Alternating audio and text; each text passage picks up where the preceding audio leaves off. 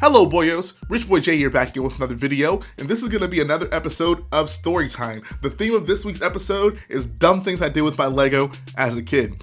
The first story is going to be about my Clone Turbo Tank. The Clone Turbo Tank was such an awesome Lego set when I was younger. Back in 2005, I was so excited to get it, and naturally, I decided, let's take this thing off-road. Lego Star Wars sets don't typically come with big, giant wheels, especially not 10 of them, so I thought, let's see what this baby can do. So I took it to my driveway, set it at the top of my driveway, and rolled it to the bottom of my driveway. Needless to say, that did not end up going very well. The entire thing got completely destroyed. The worst part about this is that it actually rained a little bit earlier, so the area between where the driveway ends and where the street starts was actually filled with like a puddle of water. So not only did my turbo tank get completely destroyed, but it also got soaked in dirty rainwater. Not the smartest of moves on my part, and I would never do that again. Little kid me certainly did not appreciate having to clean all of that up. This next story is going to involve one of my friends coming over. I was pretty protective over my collection. I often did not allow people to take anything from my collection. I was never interested in trades, but apparently my friend offered me a deal that I couldn't turn down. To this day, I can't even remember what I ended up trading him for, but it was good enough for me to allow him to look into my collection, build a ship, and then take it home in exchange for whatever the heck he was trading me for. This was such a dumb decision on my part because he actually took a bunch of important pieces for a bunch of sets that I had parted like into my general parts collection when I was a kid. So when I had to rebuild those sets later on, I realized I was missing a lot of those parts and had to make a lot of dumb looking substitutions. If you're still out there, Terrence, I want my parts back, man. This next story involves young Rich Boy J, the brick filmer. Back in the day when I used to do Lego wrestling animations on my YouTube channel, I often would use a washable marker in red to color on the faces of the minifigures to simulate that they were bleeding, and the effect actually looks pretty cool, which is why I didn't have a problem doing it for the most part. And it was a washable marker, so if I was, smart about it and washed it off once I finished filming, it was not a big deal. It came right off. The problem, however, was when I forgot to wash it off and I let it sit there for about 2 or 3 weeks, and then the minifigure parts ended up completely stained and permanently ruined.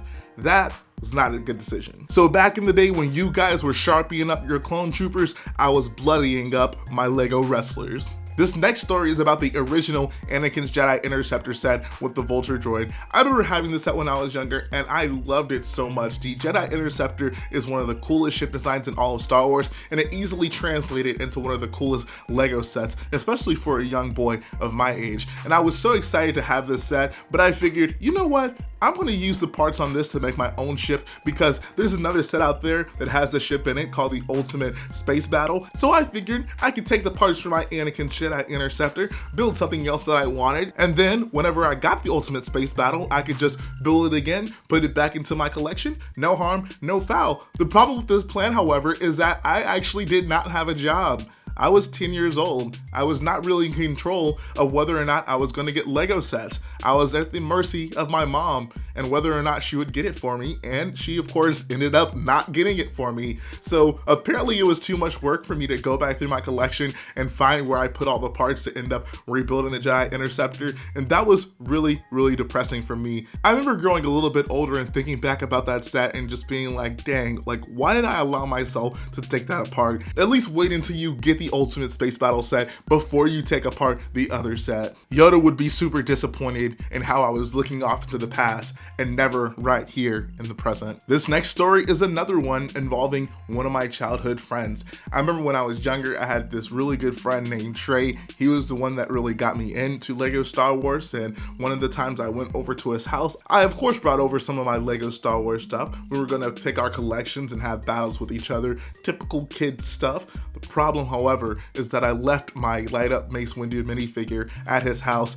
and apparently didn't find it too important to follow up on that anytime soon, and then I just ended up never getting that figure back. I believe he ended up telling me his dog ate the figure, but I'm pretty confident that if I went to his house right now, I would find that light up Mace Windu somewhere. So Trey, if you're out there, I want my Mace Windu back. Just kidding, I actually ended up buying a new one anyways. But that's all I got for you guys today. Just wanted to share with you a few stories from my childhood, a of dumb, silly things I did with my Lego sets as a child. Let me know in the comment section, what are some of the dumb things that you did with your Lego as a kid? Is it something insane like me rolling my clone turbo tank down the driveway? Is it something simple and understanding like sharpening up your clone troopers to make clone legions? Definitely let me know in the comment section below. Like I always say, guys, if you like what I do, go ahead and support the video by hitting the like button, support the channel by smashing that subscribe button, and I'll be back again very soon.